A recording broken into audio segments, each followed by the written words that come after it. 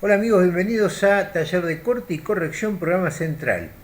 Estamos viendo unos cuentos de Pablo Laborde, del grupo de los lunes y también del grupo de los miércoles. Sí, sí.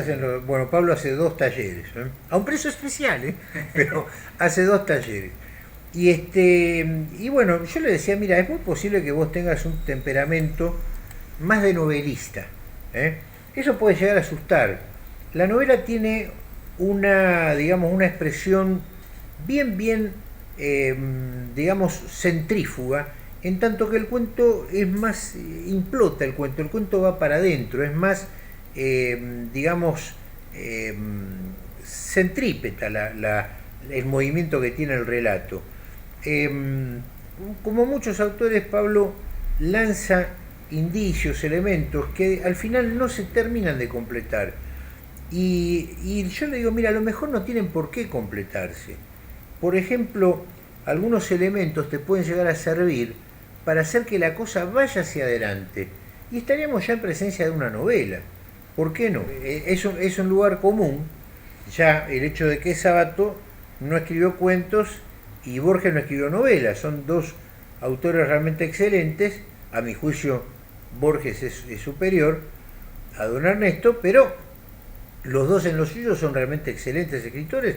No tienen por qué, digamos, una cabeza de cuentista meterse, digamos, en la piel de un novelista. A mí me encantan, por ejemplo, los cuentos de Abelardo Castillo, no así tanto sus novelas, ¿no? Pero hay un temperamento diferente del autor de cuentos que, como dice Abelardo también, uno va en el cuento y de repente encuentra esa ventana, me decía Abelardo, por la cual se tira y llega al cuento y puede hacer que las cosas terminen, que se completen, ya sea con un final abierto, no un final inexistente que es muy distinto, un final abierto o un final realmente detonante con toda la garra. Eh, para poder ayudarlo a Pablo, le íbamos a leer y lo vamos a compartir con ustedes un texto del gran maestro Stephen King de su libro Mientras escribo. Para mí es la mejor parte del libro porque te muestra, digamos, la índole del autor de novelas y por oposición podemos ver también qué pasa en la cabeza del cuentista. Lo primero que dice acá en este párrafo es es válido tanto para el cuento como para la novela. Acá lo dice él, ¿ven?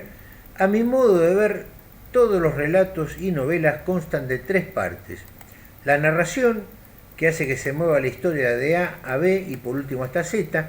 La descripción, que genera una realidad sensorial para el lector. Estos muchachos de lo que llamamos el piso, la escenografía de la cosa.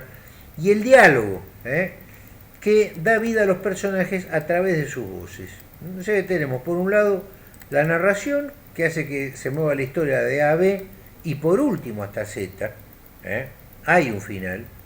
La descripción y por último el diálogo, que da vida a los personajes a través de sus voces.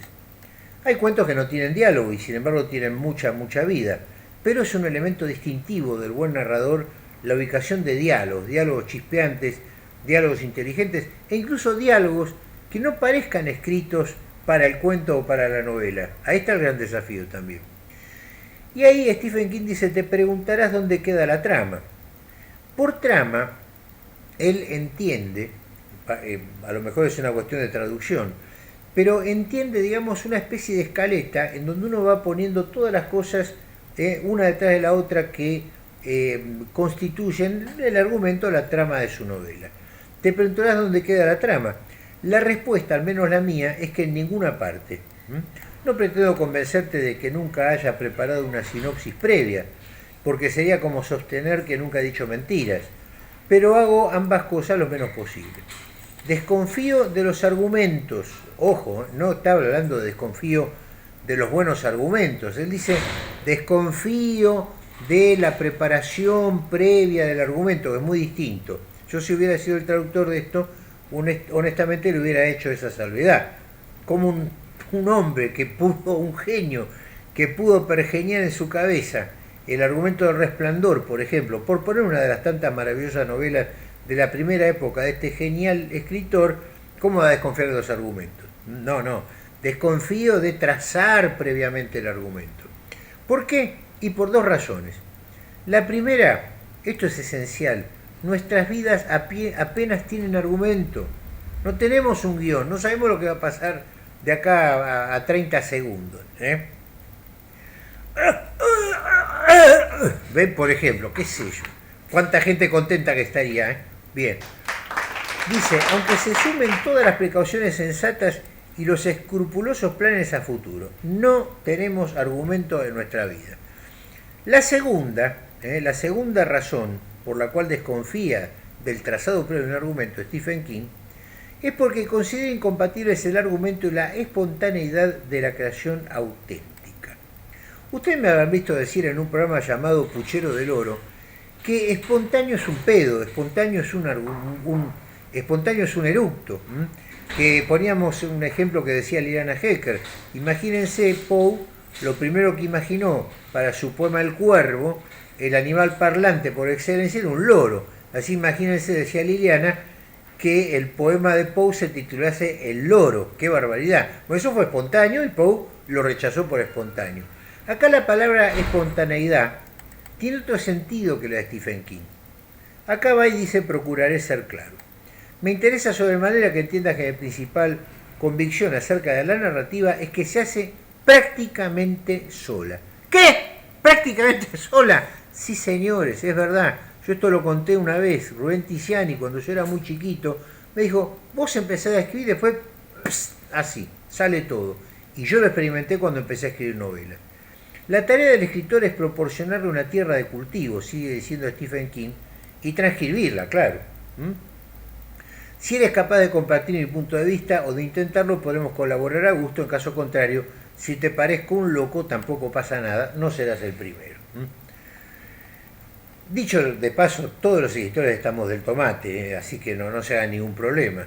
Una va de zapatillas y saco con chaleco y queda bárbaro, ¿no? Para un escritor todo está permitido. En una entrevista para el New Yorker, sigue diciendo Stephen King, cuando le dije al entrevistador que para mí las historias eran objetos hallados, como los fósiles del suelo, me contestó que no se lo creía. Objetos hallados es una novela.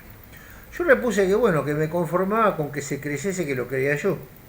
Y es verdad, las historias no son camisetas de una tienda de souvenir ni Game Boy, son reliquias. Fragmentos, estos muchachos, fíjenselo por favor, fragmentos de un mundo preexistente que no ha salido a la luz. Pablo, con esta novedad que le traigo en su vida, yo siempre tan acomodaticio a lo que quiere el autor, bueno, mi dedo en la llaga es proverbial y él se va con esa inquietud. La idea cuando yo le digo, mira, a lo mejor vos tenés una cabeza de novelista, él dice, bueno, yo lo primero que es natural que aparezca, yo no tengo idea a dónde va a ir a parar este cuento que vos decís que puede ser un primer capítulo de una novela. Y bueno, mejor, por lo que está diciendo Stephen King, mejor. ¿Por qué? Porque eso que está, Pablo, en tu inconsciente, por llamarlo de algún modo, fragmentos de un mundo preexistente que no ha salido a la luz, a medida que uno va escribiendo, va precisamente averiguando qué es eso que está preexistente en su cabeza. Y puede aparecer de todo. Y es una tarea muy divertida. El trabajo del escritor, sigue diciendo King, es usar las herramientas de su caja para desenterrarlas lo más intactas que se pueda. A veces aparece un fósil pequeño, una simple concha. Otras es enorme, un tiranosaurio rex con todo el costillar de la dentadura. Tanto da que salga un cuento o un armatoste de 1000 páginas, porque en lo fundamental las técnicas de excavación son las mismas. Esto es sensacional. Me decía Pablo, dice, ¿qué pasa? ¿Cómo hacer para cortar todo eso? No, al contrario, no hay que cortarlo. Yo qué sé cuánto va a durar. No tengo ni la menor idea. Imagínense un colono israelí que dice, en los años 60, dice, adiós Rebeca, me voy a la guerra de los 6 días. Yo qué sé cuánto va a durar, no tengo ni idea. ¿Cómo decir, me voy a la guerra de los 100 años? No tengo ni idea. Bueno, lo mismo pasa, no sé cuántas páginas va a tener mi novela. Pero por bueno que sea, dice Stephen King, por mucha experiencia que tengas, es muy difícil que saques todo el fósil sin alguna rotura o pérdida. hasta para desenterrar la mayoría de las piezas es necesario cambiar la pala por otras herramientas más sutiles. La trama, esto es, muchachos, recuerden esto, escribir la trama previamente, atención, es maquinaria pesada. El martillo neumático del escritor, así. No te discuto que sirva para desenterrar un fósil de las rocas, por supuesto, porque es evidente, pero tampoco me discutas tú que rompe casi tanto como extrae. Es torpe, mecánico, anticreativo. Para mí el esquema argumental es el último recurso del escritor y la opción preferente del bobo. La historia que nazca, y acá tiene que ver lo de la espontaneidad, muchachos, entendida, bien entendida. La historia que nazca tiene muchas posibilidades de quedar artificial y forzada. Como una vida, que dice, bueno, ahora me salgo de la secundaria, me pongo de novio, me meto en la facultad, después me recibo. Decir, forzado. ¿Cómo? Eso es forzado. Eso es forzado. Eso es forzado. Y por eso hay tanta gente con vacío y desesperada, porque no se permite vivir como cuando se siente escribir y espera que algo que necesita ser desenterrado, tener la apertura y la sensibilidad para ir a buscar lo que... ¿no? Espero que lo hayan oído lo que decía recién José Cuchí, que es muy, pero muy profundo. Justamente, él me decía que así como pasa en literatura, resumiéndolo, así como sucede en la literatura, que las novelas salen forzadas, la vida de uno también sale muy forzada. Y la gente se desespera justamente porque no se cumplieron las expectativas que tenía pensado. Vamos a poner un ejemplo. Hoy día, con toda digamos, todo el impulso a esas imágenes ideales, ¿no? de consumo indiscriminado. Si no tenés guita, ¿qué haces? ¿No? Si no tenés guita para consumir, ¿qué haces? Te pegas un tiro. Escribiste tu frustración por adelantado. Escribiste, mira lo que dice José, escribiste tu frustración por adelantado. Así que ni en la vida ni en la literatura conviene el plan previo. Ojo, vamos a aclarar una cosa. Mucha gente que acá trabaja en el taller, porque yo no puedo preconizar una cosa o la otra, mucha gente que trabaja acá en el taller, o en una época o ahora mismo, trabajan con la escaleta y no les va para nada mal, para nada mal. Si ustedes me preguntan, en mi caso personal, a mí lo que me gusta hacer es precisamente sentarme frente a la pantalla y ver qué tienen los personajes para mostrarme, y ver a dónde me lleva la cosa. Decíamos entonces que, esto empalma perfectamente con lo que dice Stephen King, me fío mucho más de la intuición, gracias a que mis libros tienden a basarse en situaciones más que en historias. Situaciones más que en historias. Relacionen esto con un texto formidable que lo van a encontrar en Ciudad Seba, Aspectos del cuento, de Julio Cortázar. Van a ver cómo Cortázar dice que muchas veces viene la gente y le dice, por la misma razón que Stephen King, sin haberse conocido en persona, dice Cortázar que viene mucha gente y dice, mira, acá tengo un cuento, mira lo que me pasó, acá tenés un buen argumento para un cuento. Y él dice, bueno, muchas gracias, y después lo tira, porque dice que a él no le interesa tanto la historia ya terminadita, sino, qué sé yo, hasta un botón, dice, un botón descosido lo puede llevar una asociación, y bueno, ahí salen los cuentos de Cortázar, ¿no? Dicho de paso, Stephen King, en su maravilloso ensayo sobre la literatura de horror y fantástica, y el cine también, el historieta y todo, que escribió allá a principios de los años 80, que se titula Danza Macabra, ¿a quién pone en la bibliografía? A don Julio Cortázar, el libro Final del Juego. ¿Qué me cuentan? Ahí está la cuestión. Ahí se unen todas las cosas. Me fío mucho más de la intuición, decía Stephen King, gracias a que mis libros tienden a basarse en situaciones más que en historias. Entre las ideas que los han concebido las hay muy complejas y más simples, pero la mayoría comienza con la escueta sencillez del escaparate, para el lector argentino es la vidriera de unos grandes almacenes o de un cuadro de museo de cera.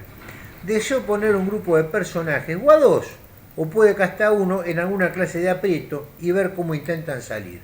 Por ejemplo, un Jack Torrance, en su entrevista laboral, delante de lo que él llama un empleaducho engreído, un tipo que viene, Jack Torrance, viene cargando con un alcoholismo terrible, un escritor fracasado, que va a tomar un trabajo muy, pero muy especial. Todos sabemos que estoy hablando esa maravilla, me pongo de pie, El Resplandor. Fíjense, a ver cómo intentan salir. Mi trabajo no consiste, esto es importantísimo, mi trabajo no consiste en ayudarlos a salir, ni a manipularlos para que queden a salvo. Serían los trabajos que requieren el uso ruidoso del martillo neumático, o sea, la trama. Sino dice que la tarea del escritor es observar qué sucede, acá falta una tilde, observar qué sucede y transcribirlo. Tiene preferencia a la situación, dice. Luego vienen los personajes, que al principio siempre son planos, sin rasgos distintivos. Una vez que se han fijado ambos elementos en mi cerebro, empiezo a contar la historia. A menudo vislumbro el desenlace, pero nunca he exigido a ningún grupo de personajes que hagan las cosas a mi manera.